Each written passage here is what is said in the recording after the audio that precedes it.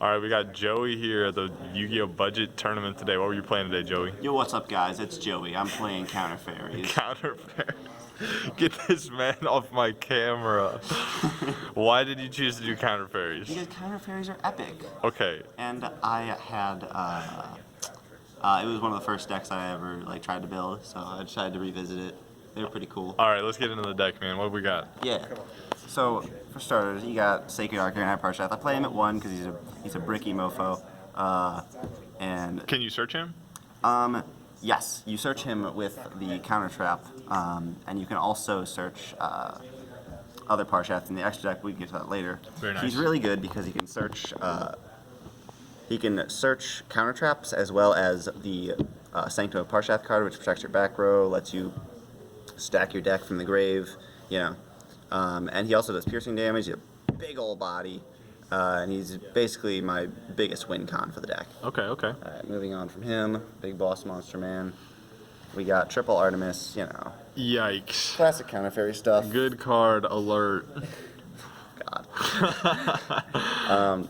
Yeah, Bountiful Artemis is really good. She gives really incredible draw power when we're and sort of stabilizes any drawbacks we get from from things like Rebirth of Parshath or whatever, because we can keep drawing and making our plays. All right, what's next? Next up, we got Triple Honest. So, obviously, counter fairies, one of their biggest problems is they're reactive, and they rely on your opponent not just swinging as hard as they can at you without activating any effects. Mm-hmm. So Honest makes up for their lack of power. Cards like Bountiful Artemis, who have very little attack. Can this deck search Honest? Actually, yes, they can. Wow, that's nice. They're able to search Honest with the next card we're actually going to look at. All right, let's take a peek. Power Angel Valkyria. So Power Angel Valkyria is really good because anytime you activate a counter trap anytime you negate a spell, a trap, or monster, you're able to search Honest out of the deck. And along Holy with Sanctum of Parshath, who can recycle it and put it back into the deck, you can pretty reliably have an Honest in your hand at any given time. That's or nuts. Even several Honest. And since his effect is non-hard OBT, we're able to activate multiple in a turn as well. So it's really good protection there. And she's also a relatively big body for fairies, especially under Sanctum, so she's pretty good just to keep on the field. And I have her at 2 because any more than that, she relies on other cards to actually make any sort of plays, so she becomes bricky at 3. And we can also search her. This is actually worth mentioning. We're going to get to this card later. Notice we all have level 4s for these, including this next card, Zeradias. So we use Ties of the Brethren, and that ties the whole deck together. Oh my god. You did not just say that, bro. So basically, along with Power Angel's effect that is able to search Honest and, any other of these light fairies, we can actually use Ties of the Brethren to use on the field as well as another one. And then bounce Honest back by his own effect? Exactly. That's and nice. Since, nothing interrupts him from activating his own effect to bounce, we basically get 2 bodies onto the field that Honest can protect either one of.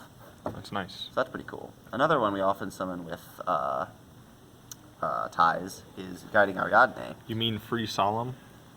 Yes, also that.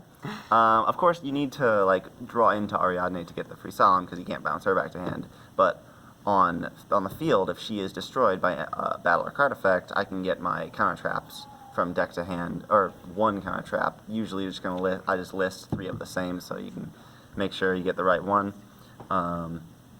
But yeah, Guiding Ariadne is really good in that I had one game where I had no life points the whole rest of the time, but I was still able to activate Solemns and stuff. I said it's Free Solemn. It's and that's Free always Solemn. fun. So yeah, Guiding Ariadne is really good, even on the draw, from ties, just because it's pretty reliably I'm able to get important cards out of the deck or no-cost Solemns and Rebirths as well, because Rebirth has a really stringent cost that is otherwise hard to meet. Next, moving on to our spells. Let's get this garbage out of the way.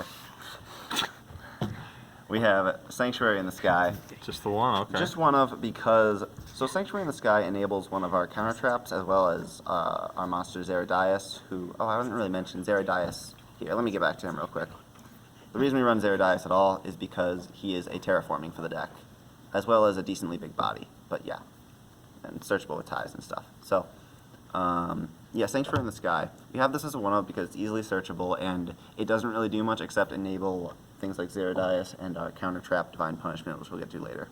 All right. Sanctum of Parshath, similarly, acts as Sanctuary on the Sky, does a lot more, is able to recycle cards in the grave to use later, and also stack the deck for future turns. Wish it were a quick effect, but it's not. But the deck doesn't need any more of those. yeah. So it does a pretty good job. It also buffs our fairies a little bit and protects our back row. So it's a very useful card, and it can be searched with Sacred Arc.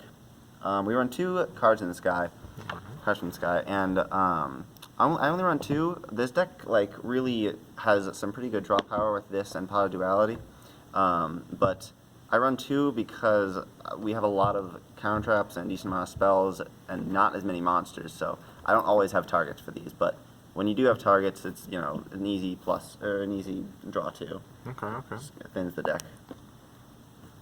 Then we have Ties of the Brethren at 3 because it's amazing. It allows us to get honest. It allows us to pretty much make a field. Yeah. Even if we don't have counter traps, because we can at least set up for future turns with Ties of the Brethren. Yep. Only problem with Ties is that it conflicts a little bit with Pot of Duality, but usually you can just be careful and Yeah, I feel like you can probably pick which one you want on the turn. It's not that hard. You don't usually need to use both in one turn. I mean, you can't. You can, or, well, it might be nice if you could, but yeah. All right, what we got now? The traps. Yeah. So next up is our trap lineup. That's all the spells. Divine Punishment at 3. It's amazing. Like I said before, Sanctuary or Sanctum of Parshath, Sanctuary in the Sky, and all that is pretty easily searchable. And if nothing else, you can just reveal it for Rebirth of Parshath. Yeah. All right. Let's run through. They all do the same thing. Yeah. They're all just hard negates. Omni Yeah. negates. Rebirth of Parshath is amazing. It is it wins me games. It actually has an incredible interaction with. It has the ability to OTK because if I can summon, after it resolves, if I can summon a Sacred Arc from the hand or the graveyard, or I can discard him for cost as well and continue to summon him by banishing 2 fairies. And I can also summon an Avenging Knight Parshath from the extra deck. And with that and some other body on the field, I can pretty reliably go for game the turn I activate that. All right. If I activate on turn. Next up, we got the start of our Solemn Brigade. Strike. No explanation needed. Next card. It's Solemn Strike. It's a good negate. Solemn Warning, similarly. Yeah. It's very strong. Same deal. Very useful. Good stuff. 2 Grand Horn of Heaven. Good card. Stop summons. Worth mentioning. I don't think we mentioned this yet. This is a budget tournament, so $30 limit. If I could run triple Solemn Judgment, I darn well would. But Grand Horn of Heaven is pretty good too. I was able to activate it pretty reliably, and being able to forcing your opponent to end the main phase is actually a really great disruption as well. So it's got some pretty unique properties that even Solemn Judgment can't match. All right. And yeah, all of these, even if I can't activate them, are great fuel for Rebirth of Parshath. So you gotta have them. What? What about it? Gotta wrap it up. Okay. Stormy Mirror Force. Jack struggles with battle. Blah. Okay. Abyss Dweller. Never actually used it, but it's an amazing card for certain matchups. All right. Got a lot of level 4s. Can't use it the same turn as Brethren, as Ties, but still. Castell actually came in really clutch and saved me one game. Nice. His shuffle away effect is incredible, especially when you can't deal with someone's battle. Baguska didn't use him, but he's very strong for good card, yeah. slowing the game down and letting you draw into your counter traps. Utopia and they're probably leaving the field.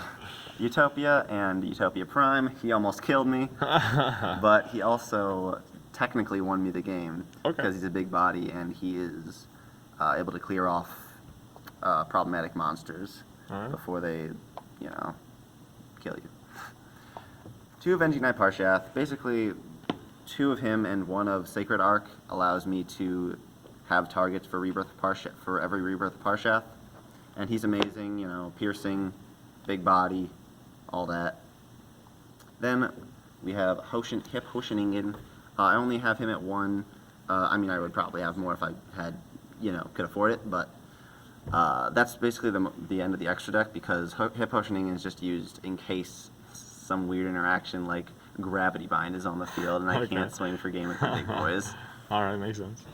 But yeah, All right, we got a little side deck going. yeah, side deck really did not matter very much. Did not matter. No, counter fairies don't have a lot of things they want to get rid of in their deck. Like it's a really tight deck, and whether they go first or second, they can't really lose their counter traps or draw power. So pretty much, the side deck was limited to goes in match for specific matchups. Never came into play because most of the matchups I had were all of one attribute or something like that.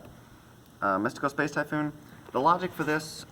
Wait, it fits perfectly. MST negate. This is exactly what your deck needs. Why didn't you main this? MST would probably be useful in certain matchups. I never found a use for it just because, I mean, the logic for it is that you can't negate spell traps that are already like face up on the field with like any of these cards. So makes sense. If you have a floodgate that you can't deal with, like in a certain deck, you can MST. MST negate.